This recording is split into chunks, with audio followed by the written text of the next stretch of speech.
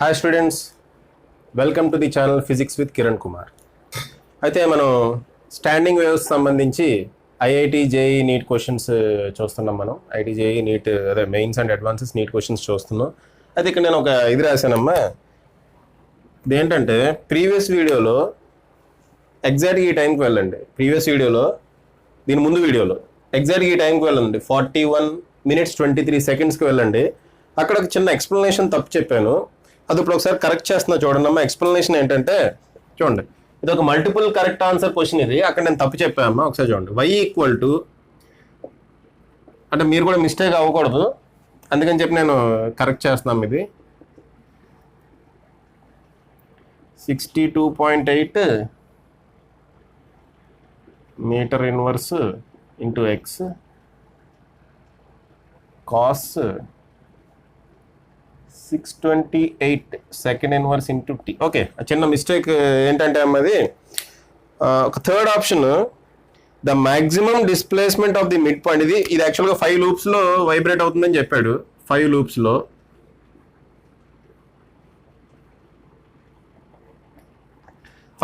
Vibrate అవుతుంది అన్నాడు. అయితే ఈ మిడ్ పాయింట్ దగ్గర మ్యాక్సిమం డిస్ప్లేస్మెంట్ 0.01 ఇచ్చాడు. అది నేను తప్పని చెప్పాను. యాక్చువల్గా రైట్ అమ్మ అది.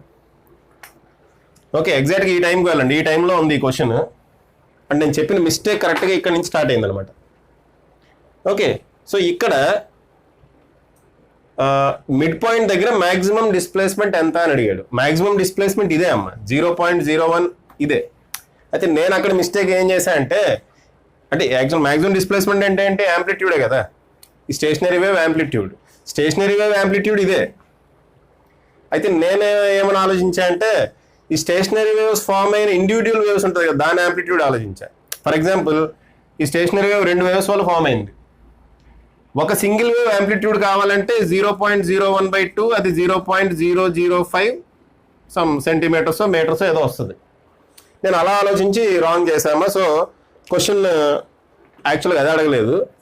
ఎవరికైనా మిడ్ పాయింట్ నుంచి మ్యాక్సిమం డిస్ప్లేస్మెంట్ అన్నాడు. అది స్టేషనరీ వేవ్ యాంప్లిట్యూడే క్యాలిక్యులేట్ చేయాలి, ఇండివిజువల్ వేవ్ యాంప్లిట్యూడ్ కాదు. నేను అక్కడ మిస్టేక్ చెప్పాను. సో అది రెక్టిఫై చేసుకోండి. ఓకేనా, రైట్. అయితే నేను అక్కడ ఆ వీడియోకి కామెంట్లో కూడా పిన్ చేస్తామా, అక్కడ మిస్టేక్ ఉంది, నెక్స్ట్ వీడియోలో రెక్టిఫై చేశానని చెప్పి ఒక కామెంట్ పెట్టి దాన్ని పిన్ చేస్తాను.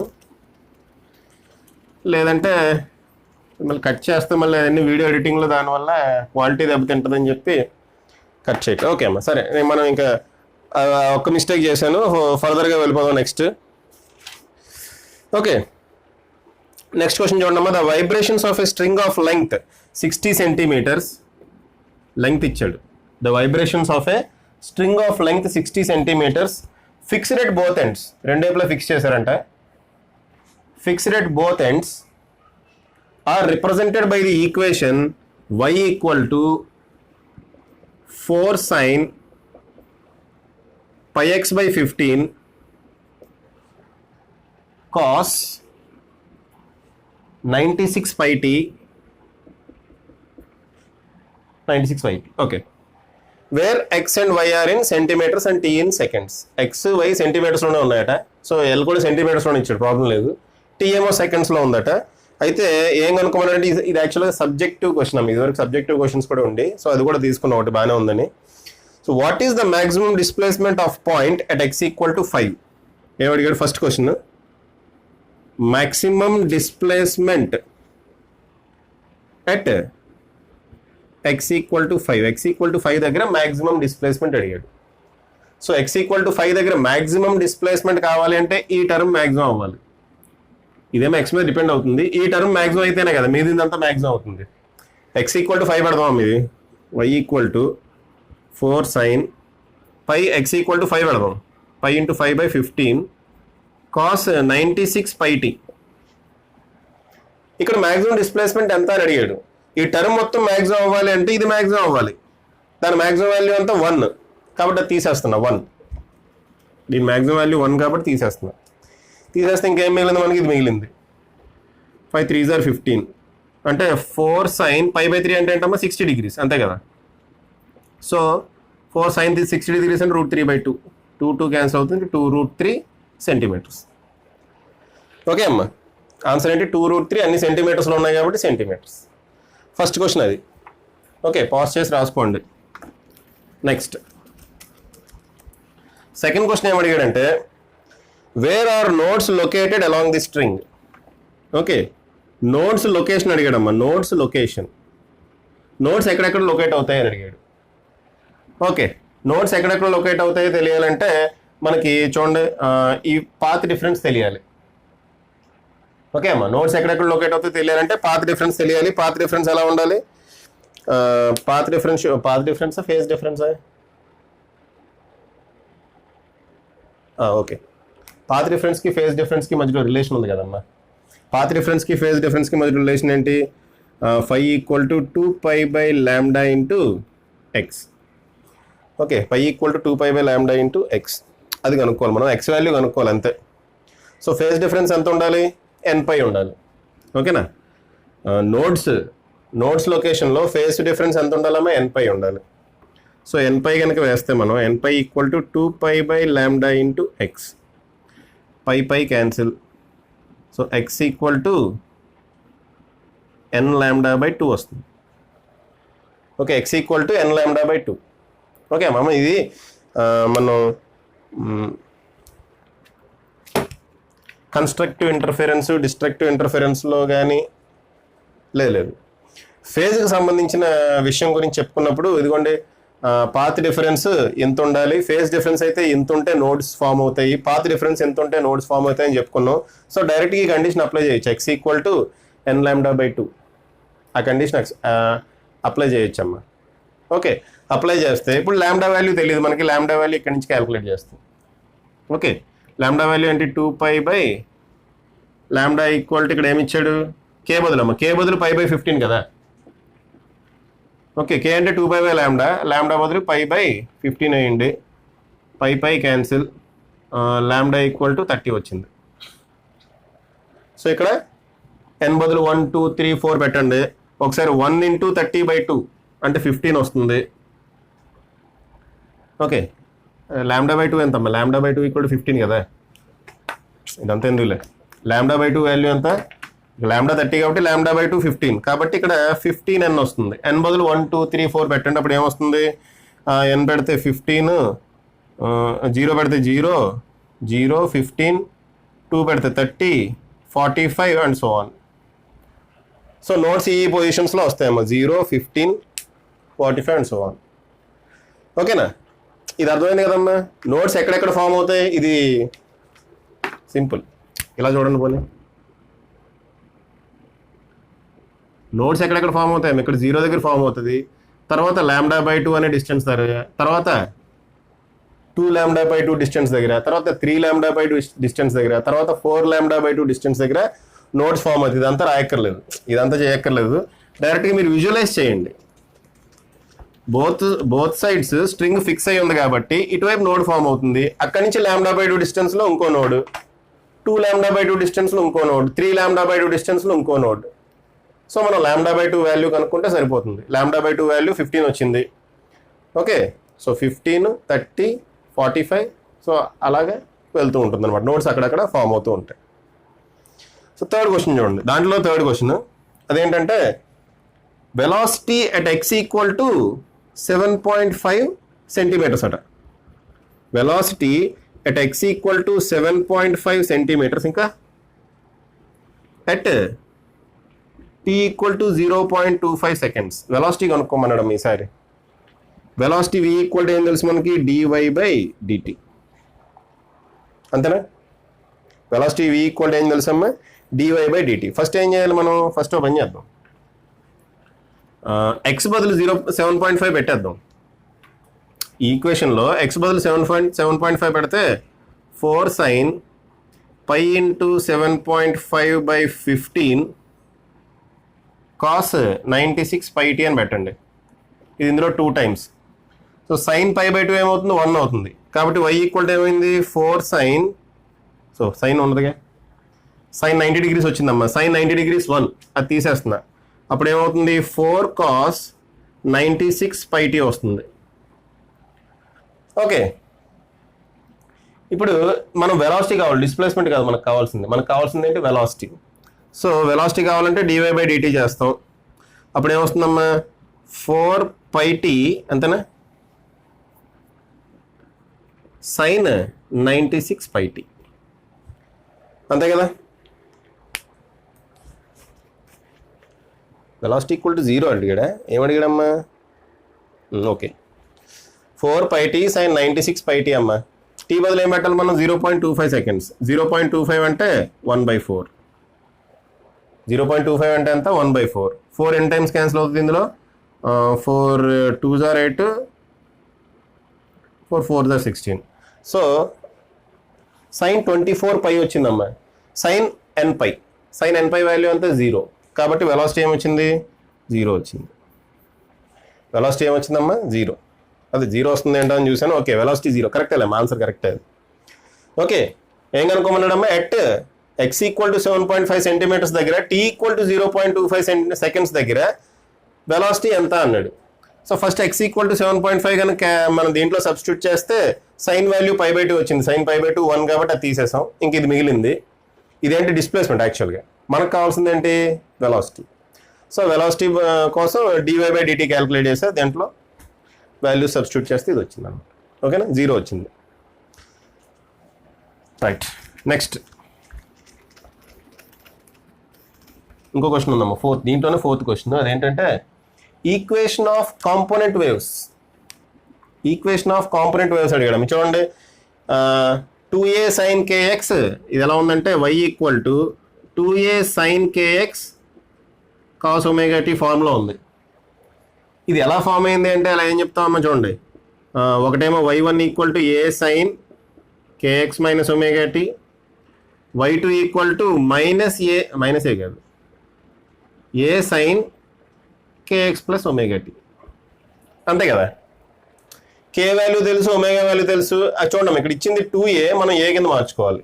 ఓకే ఇదేంటిది 2a కాబట్టి ఏమవుతుంది? 2 అవుతుంది. కాబట్టి y1 ఈక్వల్ టు a బదులు 2 రాయండి. ఇది 2a అమ్మ. ఇదేంటిది 2a. సో a బదులు మనం 2 రాస్తాం. 2 sin k అంటే π/15 ఇంటూ x మైనస్ ఒమేగా అంటే 96π ఇంటూ t. ఇంకో ఈక్వేషన్ ఏంటి? 2 sin ప్లస్ పెట్టండి π/15x ప్లస్ 96πt. ఓకే అమ్మా. ఓకే ఈ రెండిటి వేవ్స్ కాంబినేషన్ వల్ల ఇది ఫామ్ అయింది. ఇది మనం ఆల్రెడీ స్టేషనరీ వేవ్స్ లెసన్ చెప్పుకున్నప్పుడు కరెక్ట్గా ఈ రెండే తీసుకున్నాం. మనకి ఇదే ఫామ్ వచ్చింది. అదే ఫామ్ అడిగాడు. ఓకేనా రైట్. Next question. ఇది సబ్జెక్టివ్ క్వశ్చన్ అమ్మా, అందుకని కొంచెం లెంగ్తీగా ఉంది. ఎందుకంటే ఒక డేటా ఇచ్చి దానికి సంబంధించి 4 క్వశ్చన్లు అడిగాడు. Subjective question. ఇప్పుడు సబ్జెక్టివ్ క్వశ్చన్స్ లేవులేండి. నెక్స్ట్ ఇది 2020లో అడిగాడు మీ క్వశ్చన్. లేటెస్ట్ క్వశ్చన్ ఈ సంవత్సరం అడిగాడు. చూడండి the speed of transverse wave of a straight wire is 90 metres per second. వైర్లో స్పీడ్ 90 మీటర్స్ పర్ సెకండ్ అట. మాస్ ఇచ్చాడు. m ఈక్వల్ టు 2 kgs అన్నాడమ్మా. మాస్ ఇచ్చాడు. లెంగ్త్ ఇచ్చాడు. l ఈక్వల్ టు 20 సెంటీమీటర్స్ ఇచ్చాడు. దాన్ని మీటర్స్లోకి మార్చేద్దాం. 0.2 metres. Next area of cross section ఇచ్చాడమ్మా. ఏరియా ఆఫ్ క్రాస్ సెక్షన్ ఎంత? 20 మిల్లీమీటర్ స్క్వేర్ అట. ఓకే 20 మిల్లీమీటర్ స్క్వేర్ అన్నాడు కాబట్టి దీన్ని మనం మళ్ళీ మీటర్స్లోకి మార్చేద్దాం. మిల్లీమీటర్ స్క్వేర్ అమ్మా. మిల్లీమీటర్ అంటే 10⁻³ మీటర్స్. మిల్లీమీటర్ స్క్వేర్ అన్నాడు కాబట్టి 10⁻⁶ metres area of cross section ఇచ్చాడు. ఇంకేమి ఇచ్చాడు? యంగ్స్ మాడ్యులస్ ఇచ్చాడు. y ఈక్వల్ టు ఏంటమ్మా 1.6 into 10⁻11 newton per metre square. 1.6 into 10⁻11 newton per metre square. ఇదే ఇచ్చింది data. The extension of wire delta L అడిగాడమ్మా. Delta L equal to how much అని అడిగాడు.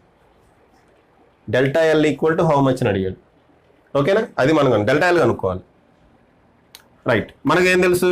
v equal to √t/μ. ఇది మనకు తెలిసిన ఫార్ములా. ఓకే మ్యూ వాల్యూ అలాగే వచ్చేస్తుంది. Mass divided by length. Mu value mass divided by length వస్తుందమ్మా. అయితే టెన్షన్ క్యాలిక్యులేట్ చేయాలి కనుక మనకి ఇక్కడ డేటా ఏమి ఇచ్చాడు? యంగ్స్ మాడ్యులస్, a, l ఇవి ఇచ్చాడు. ఓకే, యంగ్స్ మాడ్యులస్ అవి ఇచ్చాడు. అయితే మనం కనుక్కోవాల్సిన డెల్టా ఎల్ ఎలా కనుక్కుంటాం చూడండి. Young's modulus Y equal to stress by strain. Stress అంటే ఫోర్స్ బై ఏరియా, ఫోర్స్ అంటే ఇక్కడ tension, tension by area divided by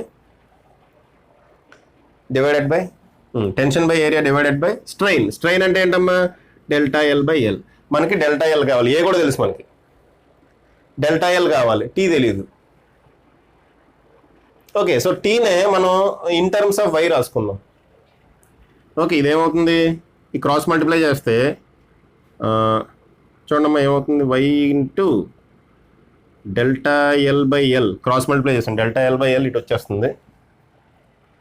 ఇంకా ఏ కూడా పైకి వెళ్తుంది కదా, A equal to T. So T బదులు ఇది రాసుకోవచ్చు, Y into delta L by L into A. ఈ ఫార్ములాలో టీ బదులు Y into delta L by L అని రాసుకోవచ్చు అమ్మా. ఓకేనా, బై మ్యూ కూడా వేద్దామా, ఇక్కడే క్యాలిక్యులేట్ చేద్దాం, బై మ్యూ కూడా వేసి ఇక్కడ క్యాలిక్యులేట్ చేద్దాం, బై మ్యూ. సరే లేదండి అక్కడ వేద్దాం, ఏముంది. సో వి ఈక్వల్ టు ఏంటి, వి equal to 90 meters per second, 90 meters per second. లేదా మొత్తం అంతా అయిన తర్వాత సబ్స్టిట్యూషన్ చేద్దాం. V equal to square root of T అంటే Y delta L by L into A. కరెక్టేనా, మొత్తం ఇటు తీసుకెళ్దాం, ఏ కూడా పైకి వెళ్తుంది. Okay, Y delta L by A. By mu అంటే ఏంటమ్మా, mass per unit length. By mu అంటే mass per unit length cancel. So మిగిలిన వాల్యూ సబ్స్టిట్యూట్ చేస్తే మనకు డెల్టా ఎల్ వాల్యూ వచ్చేస్తుంది కదా. సో సబ్స్టిట్యూట్ చేద్దాం మిగిలిన వాల్యూస్. వి అంటే ఏంటి 90, okay, is equal to square root of Y అంటే ఇదిగోండి ఇది 1.6 ఇంటూ 10^11 ఇంటూ డెల్టా ఎల్ మనం కనుక్కోవాలి, into area of cross section ఇది 20 into 10^-6. Okay, divided by mass ఎంతమ్మా 2 kg, మాస్ 2 kg. ఓకేనా, క్యాన్సిల్ చేసేద్దాం. ఏమవుతుంది ఇది 2 10s are. ఓకే, ఈ 10^11 ఇక్కడ 10 ఉంది కాబట్టి 10^12 అవుతుంది. ఇది క్యాన్సిల్ చేసి ఇక్కడ 10^12 అని రాస్తామమ్మా, జాగ్రత్త చూసుకోండి. 10^12 అని రాసా, ఇది 10^12, ఇది 10^-6, ఇది 10^12, ఇది 10^-6. ఏమవుతుంది 12 - 6 10^6 అవుతుంది. ఓకేనా, ఇప్పుడు మనం స్క్వేర్ చేద్దాం. స్క్వేర్ చేస్తే 8100 equal to 1.6 into 10^6 into delta L. అంతేనా. సో ఇప్పుడు డెల్టా ఎల్ ఈక్వల్ ఏమవుతుంది 8100 డివైడెడ్ బై 1.6 ఇంటూ 10^6. ఈ వాల్యూ ఎంత వస్తే ఎంత వస్తుంది చూద్దామా. ఇదేమవుతుందమ్మా 81 డివైడెడ్ బై, ఇక్కడ రెండు సున్నాలు, ఇక్కడ 2 సున్నాలు కొట్టేసాం కదా. అప్పుడు ఏమవుతుంది, ఇక్కడ 10^4 మిగులుతుంది. 1.6 ఇంటూ 10^4, 1.6 ఇంటూ 10^4, 1.6 ఇంటూ 10^4 అది మిగులుతుంది. సో ఆ వాల్యూ క్యాలిక్యులేట్ చేయండి. 10^4 పైకి వెళ్తే 10^-4 అవుతుంది. సో 81లో 1.6 ఎన్ని టైమ్స్ క్యాన్సిల్ అవుతుందో చూడండి. ఓకే, 81లో 1.6 ఎన్ని టైమ్స్ క్యాన్సిల్ అవుతుందో చూడండి అమ్మా. అరౌండ్ 50 పాయింట్ సంథింగ్ వస్తుందమ్మా. 50.6 ఎంత వస్తుంది ఇంటూ 10^-4 వస్తుంది. ఓకేనా. సో డెల్టా ఎల్ ఇంత ఎక్స్టెన్షన్ వస్తుంది అనమాట, 50.6 ఇంటూ 10^-4. ఓకే, అర్థమైంది కదా మీది. జస్ట్ సింపుల్గా మనం ఇక్కడ ఫార్ములా టీ బదులు ఏం రాయాలా అని ఆలోచిస్తున్నాం.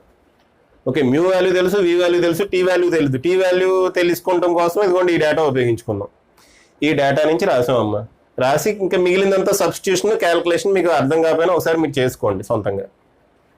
Okay, right. సో నెక్స్ట్ ప్రాబ్లంకి వెళ్తున్నాం, పాస్ చేసి రాసుకోండి ఇది.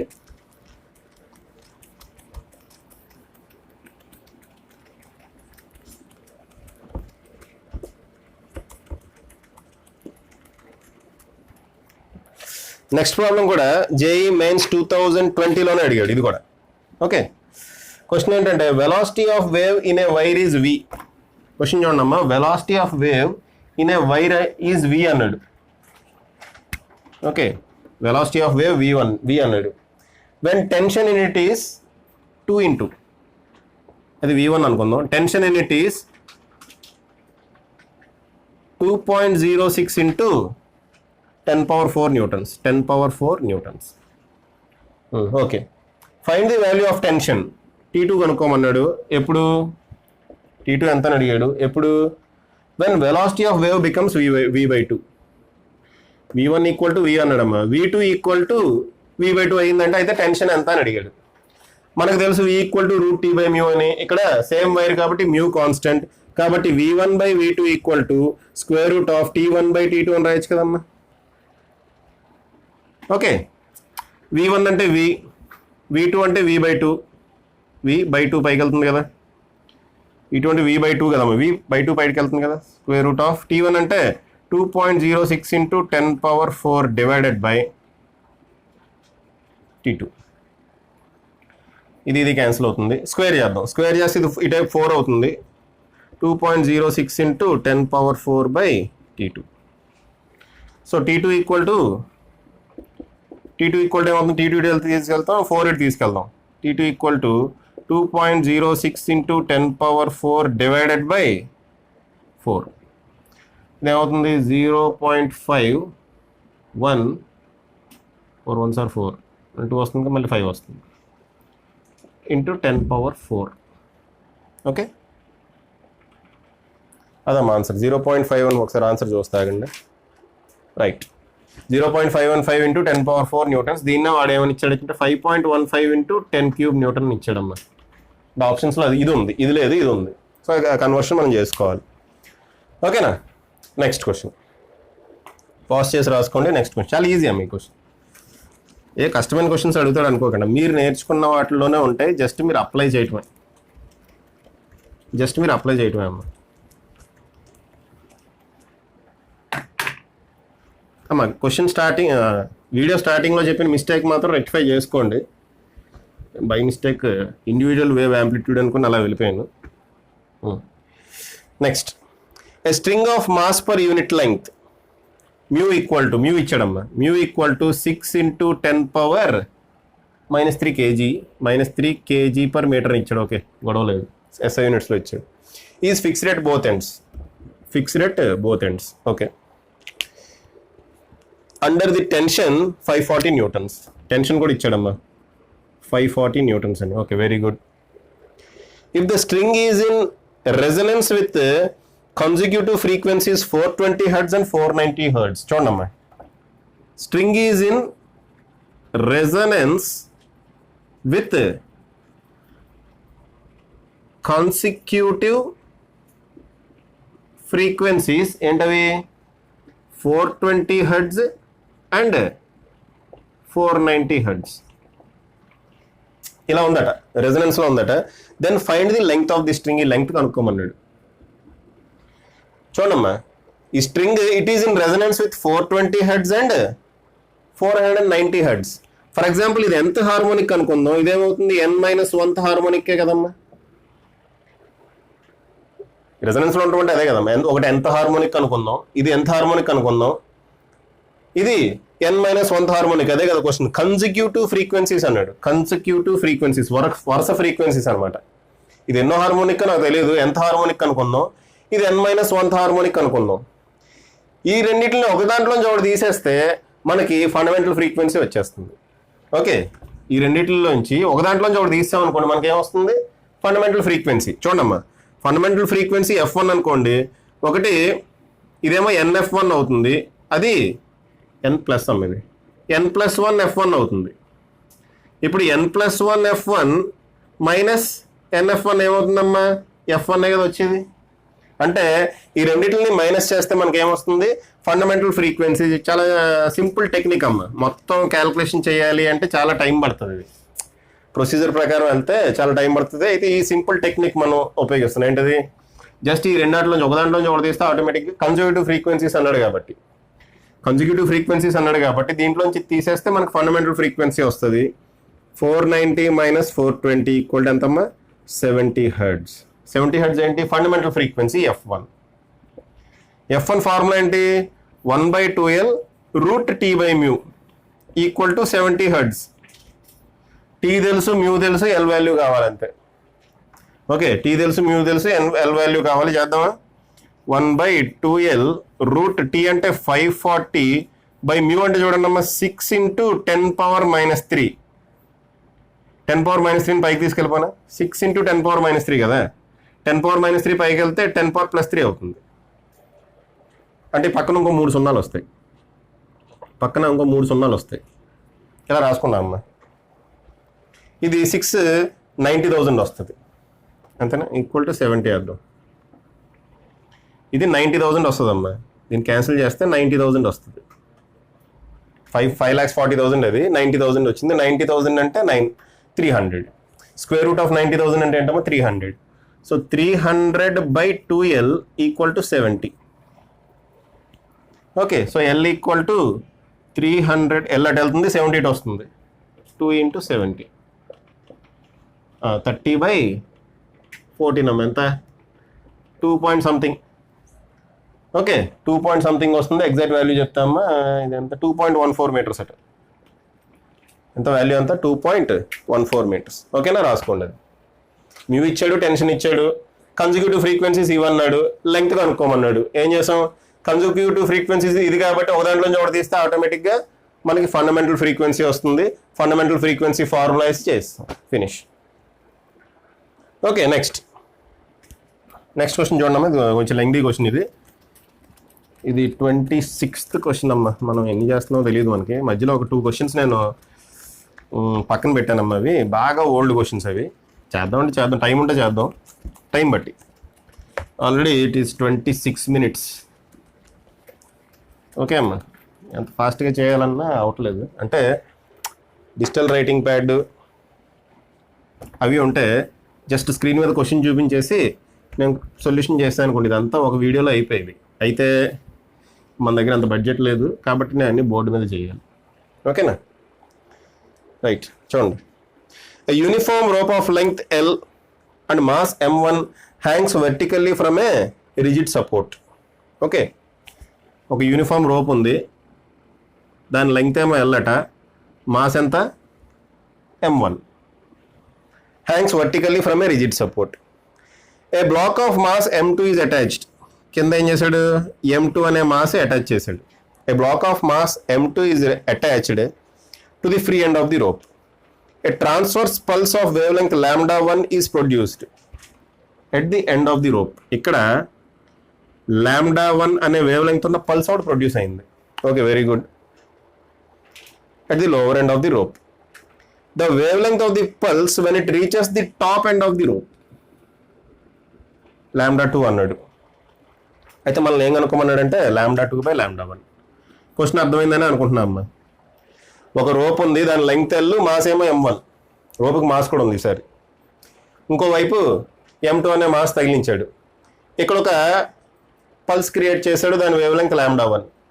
ఇక్కడికి వెళ్ళేటప్పుడు దాని వేవ్ లెంగ్త్ λ2 అయింది. ఎందుకంటే ఇక్కడ వెలాసిటీ మారుతుందమ్మా. వెలాసిటీ మారుతుంది కాబట్టి. Okay, so velocity v equal to f λ. Frequency మారదు కాబట్టి ఇక్కడ velocity it is directly proportional to λ. Velocity అంటే ఏంటమ్మా? √T/μ equal to f λ. చూడండి, దీంట్లో టెన్షన్ మారిపోతుంది. ప్రతి పాయింట్కి టెన్షన్ మారిపోతాం, ఎందుకంటే మాస్ ఆఫ్ ది రోప్ మనం కన్సిడర్ చేయాలి. సో ప్రతి పాయింట్కి టెన్షన్ మారుతుంది కాబట్టి టెన్షన్ కాన్స్టెంట్ కాదు. ఎవరెవరు కాన్స్టెంట్? సేమ్ రోప్ కాబట్టి మ్యూ కాన్స్టెంట్, ఫ్రీక్వెన్సీ కాన్స్టెంట్. కాబట్టి ఇప్పుడు λ ఎవరి మీద డిపెండ్ అవుతుంది? టెన్షన్ మీద డిపెండ్ అవుతుంది. ఎలా డిపెండ్ అవుతుంది? It is directly proportional. అంటే λ1/λ, మనల్ని ఏమడిగా? λ2/λ1 అడిగాడా? Okay, λ2/λ1 is equal to square root of T2/T1 అమ్మ. ఇవన్నీ గుర్తుపెట్టుకోండి అమ్మా, షార్ట్ కట్స్ కింద ఉపయోగపడతాయి. ఓకే, ఇవన్నీ గుర్తుపెట్టుకుంటే షార్ట్ కట్స్ కింద ఉపయోగపడతాయి. అయితే గుర్తు లేదనుకోండి ఎలా చేయాలి అనేది నేను చెప్తున్నా. యాక్చువల్గా ఇవే షార్ట్ కట్స్ కింద చెప్తారమ్మా డిఫరెంట్ వీడియోస్లో. ఓకే, ఇదే షార్ట్ కట్ కింద చెప్తారు, అంతకంటే ఏం లేదు. ఓకేనా, right. So λ2/λ1 equal to T2/T1. What is T2? ఇక్కడ ఉండే టెన్షన్. T1 అంటే ఈ పాయింట్ దగ్గర ఉండే టెన్షన్. ఇక్కడ టెన్షన్ కేవలం దీనివల్లే ఉంటుంది. So T1 equal to M2G. కానీ ఇక్కడ టెన్షన్ దీనివల్ల ప్లస్ దీనివల్ల, అంటే T2 equal to M2 plus M1 into G. T2 చూడమ్మా, దీనికి కూడా మాస్ ఉంది కదా, సో ఈ పాయింట్ దగ్గర టెన్షన్ చూసారనుకోండి, దీనివల్ల ఉంటుంది, దీనివల్ల కూడా ఉంటుంది, కాబట్టి M2 plus M1 into G. Okay, so అదే నేను దీంట్లో సబ్స్టిట్యూట్ చేస్తున్నా, M2 plus M1 into G divided by M2G. ఇది M2 కదా, ఓకే, GG క్యాన్సిల్, ఆన్సర్ అదే అమ్మ.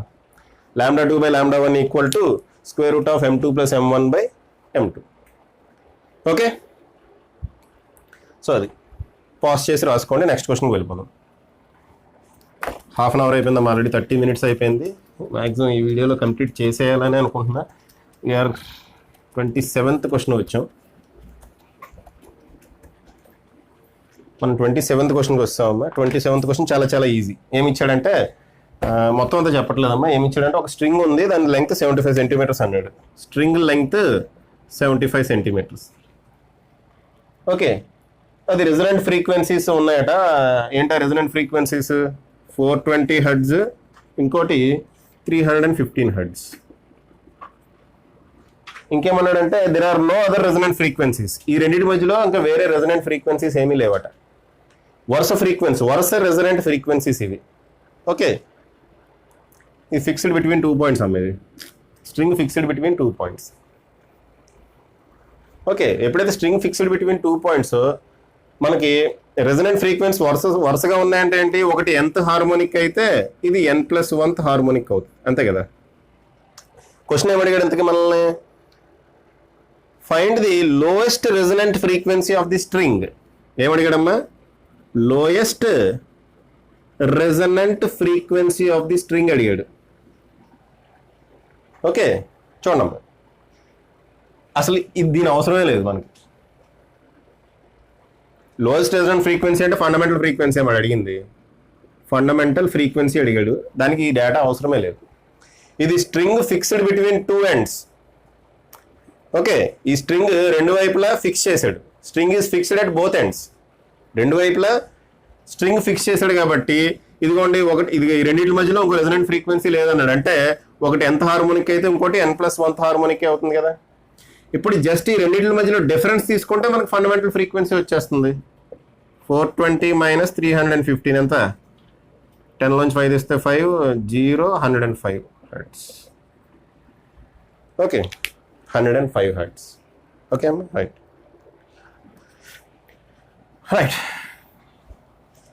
ఇది ఎప్పుడు అడిగాడు? నాకు తెలిసి ఇక్కడ నుంచి నేను చెప్పేది నీట్ క్వశ్చన్స్ అమ్మా. ఓకే, నీట్లో అడిగిన క్వశ్చన్ ఇది. ప్రీవియస్ ఇయర్ నీట్లో అడిగాడు, పాస్ చేసి రాసుకున్నారని అనుకున్నా. ఇక్కడ నుంచి నీట్ లెవెల్లో కొంచెం ఈజీగానే ఉంటాయి క్వశ్చన్స్, సో ఫాస్ట్గా వెళ్ళిపోవచ్చు ఇక్కడ నుంచి. నెక్స్ట్ చూడండి, if n1, n2, n3 are fundamental frequencies of 3 segments into which a string is divided, then the original frequency n of the string is given by. ఒక స్ట్రింగ్ ఉందంట, 3 segmentsలో ఇలా వైబ్రేట్ అవుతుంది. అయితే ప్రతిదానికి ఒక ఫండమెంటల్ ఫ్రీక్వెన్సీ ఉందట. దీనికేమో fundamental frequency n1, దీనికి fundamental frequency n2, దీనికి ఫండమెంటల్ ఫ్రీక్వెన్సీ n3 అన్నాడు. Okay, then the original frequency n of the string is. Original frequency ఎంత అని అడిగాడు. ఇదేమో n1 ఫ్రీక్వెన్సీ అన్నాడు, ఇది n2 ఫ్రీక్వెన్సీ అన్నాడు, ఈ లూప్ ఏమో n3 ఫ్రీక్వెన్సీ అన్నాడు. ఒరిజినల్ ఫ్రీక్వెన్సీ ఎంత అని అడిగాడమ్మా. Okay, right. ఇది చేయడానికి చూడండి, దీని లెంగ్త్ L అనుకుందాం, టోటల్ లెంగ్త్ L అనుకుందాం. ఇదేమవుతుంది? L1 అవుతుంది, ఇది L2 అవుతుంది, L3 అవుతుంది, అంతేనా? So L equal to L1 plus L2 plus L3. L equal to L1 plus L2 plus L3. Okay, చూడమ్మా, ఇప్పుడు మనం ఫండమెంటల్ ఫ్రీక్వెన్సీ అన్నాడు కదా అమ్మా. Fundamental frequency n1, n2, n3 కదా. మామూలుగా ఫండమెంటల్ ఫ్రీక్వెన్సీ ఫార్ములా అంటే ఇక్కడ n అనుకున్నాడు, అందుకని n అని రాస్తున్నాను. ఇక్కడ n అంటే ఇంటిజర్ కాదు, ఫ్రీక్వెన్సీ. వాడు ఇచ్చిన క్వశ్చన్లో n అంటే ఫ్రీక్వెన్సీ. సో n అంటే fundamental frequency. Fundamental frequency formula అంటే v/2l. యాక్చువల్గా అంటే 1/2l route t/μ. Route t/μ అంటే v/2l కదా. ఇక్కడ సేమ్ స్ట్రింగ్ కాబట్టి వెలాసిటీ సేమ్. సో నేను L బదులు, అంటే దీని నుంచి L బదులు v/2n అని రాయొచ్చమ్మా.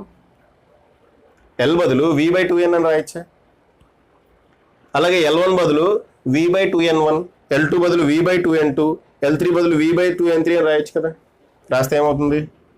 V/2N equal to V/2N1 plus V/2N2 plus V/2N3 అని రాయొచ్చమ్మా. ఒరిజినల్ ఫ్రీక్వెన్సీ ఎన్ అడిగాడు, ఈ ఎన్ వాల్యూ అడిగాడు అంతే.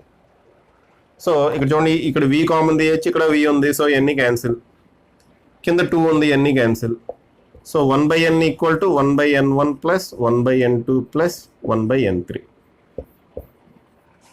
ఓకే అమ్మ, నీటిలో 2 సార్లు 3 సార్లు అడిగాడు ఇదే క్వశ్చన్, డిఫరెంట్గా అడిగాడు. 1/n equal to 1/n1 plus 1/n2 plus 1/n3 గుర్తుపెట్టుకోండి. ఓకే, 3 సెగ్మెంట్లలో స్ట్రింగ్ వైబ్రేట్ చేస్తుంది. ఒకదాని ఫ్రీక్వెన్సీ N1, ఇంకోదాని ఫ్రీక్వెన్సీ N2, ఇంకోదాని ఫ్రీక్వెన్సీ N3 అయితే ఓకే, ఒరిజినల్ ఫ్రీక్వెన్సీ N ఎంత అని అడిగాడు. ఇది ఇలా వస్తుంది, 1/n equal to 1/n1 plus 1/n2 plus 1/n3. దాని డెరివేషన్ ఇదిగోండి ఈ విధంగా చేసే అంతే. ఓకే అమ్మా, రైట్.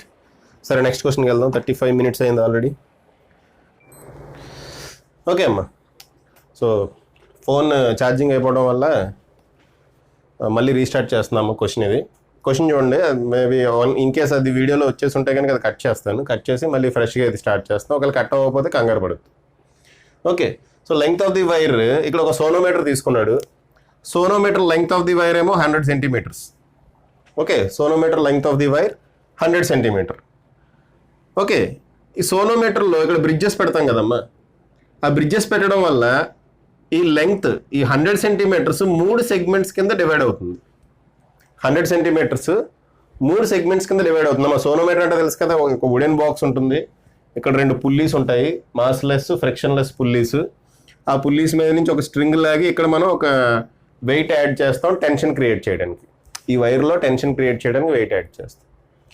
ఇవి 2 బ్రిడ్జెస్ అంటే నైఫ్ ఎడ్జెస్ అమ్మా అవి. ఓకే, ఇలా పెడతాం ఆ బ్రిడ్జెస్. ఓకేనా. సో ఇది బ్రిడ్జెస్ పెట్టడం వల్ల ఇక్కడ 3 సెగ్మెంట్స్ ఉన్నాయి. ఈ 3 సెగ్మెంట్స్ ఎంత రేషియోలో, ఈ 3 సెగ్మెంట్స్ ఫండమెంటల్ ఫ్రీక్వెన్సీస్ ఎంత రేషియోలో ఉన్నాయంటే 1:3:5. అంటే ఒకటి F అనుకుంటే ఇంకోటి 3F, ఇంకోటి 5F. ఓకే, ఒకదాని ఫ్రీక్వెన్సీ కనుక F అనుకుంటే, ఫస్ట్ దాని ఫ్రీక్వెన్సీ F అనుకుంటే ఇది 3F, ఇది 5F. దీని లెంగ్త్ L1, దీని లెంగ్త్ L2, దీని లెంగ్త్ L3 అనుకుందాం ఇందాకట్లాగాని. సో మనకి L equal to L1 plus L2 plus L3 అని వస్తుంది కదమ్మా. L equal to L1 plus L2 plus L3 అని వస్తుంది కదా. ఇక్కడ క్వశ్చన్ ఏం అడిగాడంటే అమ్మా, ఇలా 3 సెగ్మెంట్స్ ఈ రేషియోలో కనుక ఫండమెంటల్ ఫ్రీక్వెన్సీస్ ఉంటే ఈ బ్రిడ్జెస్ పొజిషన్ ఎక్కడ, ఇక్కడి నుంచి బ్రిడ్జెస్ పొజిషన్ ఎక్కడెక్కడ ఉంటాయి అని అడిగాడు. ఈ లెంగ్త్ ఎంత ఇచ్చాడు? 100 centimeters ఇచ్చాడు. క్వశ్చన్ చేస్తా చూడమ్మా, టోటల్ లెంగ్త్ 100 centimeters ఇచ్చాడు. ఇక్కడ 2 బ్రిడ్జెస్ పెట్టాము. సో ఇది 3 సెగ్మెంట్స్ కింద డివైడ్ అయింది. ఈ 3 సెగ్మెంట్స్కి 3 ఫండమెంటల్ ఫ్రీక్వెన్సీస్ ఉంటాయి. అవి 1:3:5 రేషియోలో ఉన్నాయి. అలా ఉంటే ఈ బ్రిడ్జెస్ ఏ పొజిషన్లో ఉన్నాయో చెప్పండి అంటున్నాడు. అది కనుక్కుంటానికి ఇచ్చేస్తున్నాను అనమాట. L equal to L1 plus L2 plus L3 రాయొచ్చు కదమ్మా. ఇందా చెప్పుకున్నాం, దీని నుంచే L1 బదులు 1/F1 plus 1/F2 plus 1/F3 అని రాయొచ్చు కదా. ఇందా చూసాం కదా, 1/F equal to 1/F1 plus 1/F2 plus 1/F3, దీని నుంచే వచ్చింది. So 1/F1 plus 1/F2 plus 1/F3 అని రాశా. F1 అంటే FA ప్లస్ F2 అంటే 3F ప్లస్ F3 అంటే 5F. సో 1/F కనుక కామన్ తీస్తే మనకి ఇక్కడ LCM 15 వస్తుంది, పైన ఏమో LCM 15 వస్తుందమ్మా. 1/F కామన్ తీసాం, 1 ప్లస్ 1/3 ప్లస్ 1/5 15 వస్తుంది. 15 ప్లస్ 5 20 ప్లస్ 23 వస్తుందమ్మా. సో L ఎంత? 100 centimeters. ఓకే, సో ఇక్కడ నుంచి 1/F వాల్యూ ఏమవుతుంది? 1/F ఈక్వల్ టు 100 ఇంటూ 15/23 అంతేనా? అంటే 1500/23. ఒక్క విషయం, ఈ 1/F దేనికి ఈక్వల్ అనుకుంటున్నాం మనం? L1కి ఈక్వల్ అనుకుంటున్నాం. ఈ 1/F దేనికి ఈక్వల్ అమ్మా? 1/F1. F1 అంటే 1/F అంతే కదా. 1/F1 అంటే 1/F. సో 1/F దేనికి ఈక్వల్? L1కి ఈక్వల్. సో L1 వాల్యూ మనకి ఏమొచ్చింది? 1500 డివైడెడ్ బై 23 centimeters.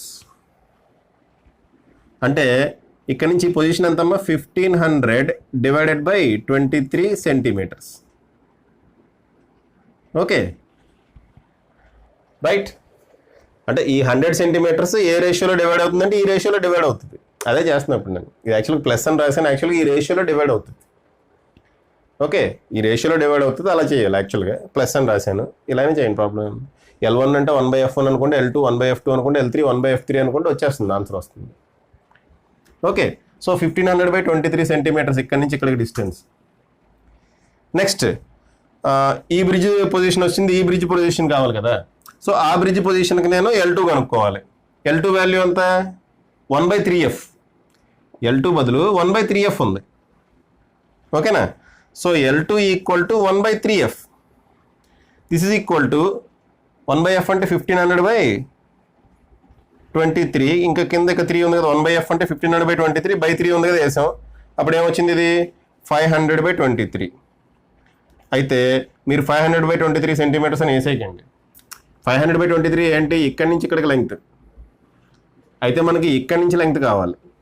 ఈ 500/23 ఏంటమ్మా, ఈ లెంగ్త్. మనకి ఈ టోటల్ లెంగ్త్ కావాలి. ఏం చేస్తాం అప్పుడు, 1500/23 ప్లస్ 500/23 వేస్తాం, ఈజ్ ఈక్వల్ టు 2000/23 సెంటీమీటర్స్. అర్థమైంది కదా ఇది ఎలా వచ్చింది అనేది. ఓకే ఇది ఎలా వచ్చింది అనేది అర్థమైంది కదా. చూడండి 500/23 అనేది ఈ లెంగ్త్. మనకి లెఫ్ట్ నుంచి దీని పొజిషన్ కనుక్కోమన్నాడు. సో లెఫ్ట్ నుంచి దీని పొజిషన్ ఏమో 1500/23, ఈ లెంగ్త్ ఏమో 500/23 వచ్చింది. ఆ 500/23 యాడ్ చేస్తే 2000/23 వస్తుంది. సేమ్ ఇటువంటి ప్రాబ్లం ఇంకోటి ఉందమ్మా, అది మీరు ట్రై చేయండి, నేను చేయట్లేదు అది. ఆ ప్రాబ్లం ఏంటంటే లెంగ్త్ ఏమో 110 సెంటీమీటర్స్ ఇచ్చాడు. సేమ్ ఇటువంటి ప్రాబ్లం ఇంకోటి ఉంది, అది మీరు చేయండి. లెంగ్త్ ఏమి ఇచ్చాడంటే 110 సెంటీమీటర్స్ ఇచ్చాడమ్మా. దీని బదులు 110 సెంటీమీటర్స్ ఇచ్చాడు. 3 సెగ్మెంట్సే. రేషియోస్ ఏమో 1:3, 2:3 రేషియోలో ఉందన్నాడు. ఇది మీరు సేమ్ ఇలాగే మీరు ట్రై చేయండి. ఓకేనా, నేను చేయట్లేదమ్మా, అది ఇంకో క్వశ్చన్, అది చేయట్లేదు. సో దీని బదులు చేయండి.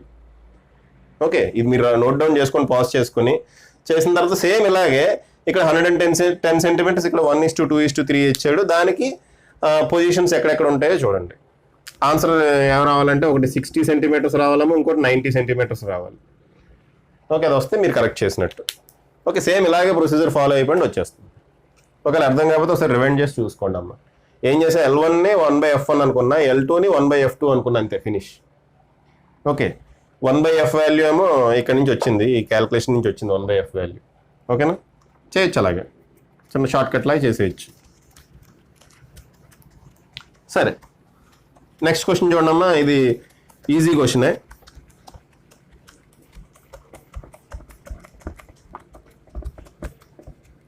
అంటే సోనోమీటర్ అంటే ఏంటి, ట్యూనింగ్ ఫోక్ అంటే ఏంటి అనేది మీకు తెలిస్తే ఈ క్వశ్చన్ అర్థమై ఉంటుంది. తెలియకపోతే కనుక కొంచెం కన్ఫ్యూజన్లో ఉంటుంది. సో ఈ క్వశ్చన్ అర్థం కాకపోతే ఒకసారి సోనోమీటర్ అంటే ఏంటో చూసి అప్పుడు ఈ క్వశ్చన్ చూడండి అమ్మ.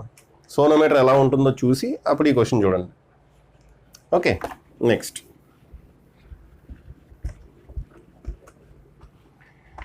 Question. A standing wave having 3 nodes and 2 antinodes formed between 2 atoms. 2 atoms ఉన్నాయంట. ఆ 2 atoms మధ్యలో డిస్టెన్స్ ఎంత అంటే 1.21 angstrom units. ఓకే ఒక స్టాండింగ్ వేవ్ ఫామ్ అయిందంటే ఇక్కడ ఎలా ఫామ్ అయింది, standing waves having 3 nodes and 2 antinodes. 3 nodes and 2 antinodes అంటే ఇలా ఫామ్ అయింది. 2 antinodes అంటే 2 లూప్స్. ఎన్ని యాంటీనోడ్స్ అంటే అన్ని లూప్స్ ఉంటాయి, అంతే కదా. 3 nodes, ఇదిగోండి ఇదొక నోడ్, ఇదొక నోడ్, ఇదొక నోడ్, ఇలా ఫామ్ అయిందమ్మా ఒక స్టాండింగ్ వేవ్. 2 atoms మధ్యలో డిస్టెన్స్ 1.21 angstrom units అన్నాడు. అయితే ఫైండ్ ది వేవ్ లెంగ్త్ అన్నాడు. ఎలా కనుక్కుంటాం చెప్పండి. నోడ్కి మధ్యలో డిస్టెన్స్ λ/2, దీనికి మధ్యలో డిస్టెన్స్ కూడా λ/2. టోటల్ కలిపితే λ/2 ప్లస్ λ/2 లాంబ్డా వస్తుంది. లాంబ్డా ఈక్వల్ టు ఈ లెంగ్తే కదా 1.21, అంతే కదమ్మా. టోటల్ లెంగ్తే ఇది దీనికి ఈక్వల్ అవుతుంది కదా. సో టోటల్ లెంగ్త్ 1.21, ఇక్కడ లాంబ్డాల్లో రాసుకుంటే అది సింపుల్గా లాంబ్డా వచ్చింది. సో వేవ్ లెంగ్త్ ఏమవుతుంది 1.21 angstrom units. ఫినిష్, ఆ క్వశ్చన్ అయిపోయింది. ఓకే నెక్స్ట్ ఇంకో క్వశ్చన్ చూడండి. ఇంకో క్వశ్చన్ చూడండి అమ్మా. A wave of frequency 100 hertz travel along a string towards its fixed end. Okay, ఒక వేవ్ ఫ్రీక్వెన్సీ ఇచ్చాడు, ఏంటది 100 హెర్ట్జ్. ఫ్రీక్వెన్సీ ఎంత అంటమ్మా 100 హెర్ట్జ్. ఏమవుతుంది, travels along a string towards its fixed end. ఇది ఫిక్స్డ్ ఎండ్ అనుకుందాం, ఇటు ట్రావెల్ అవుతుందట. Okay, towards its fixed end. When the wave travels back after reflection, reflection తర్వాత వేవ్ ఇలా వెనక్కి ట్రావెల్ చేస్తుంది. When this wave travels back after reflection a node is formed at a distance of 10 centimetres.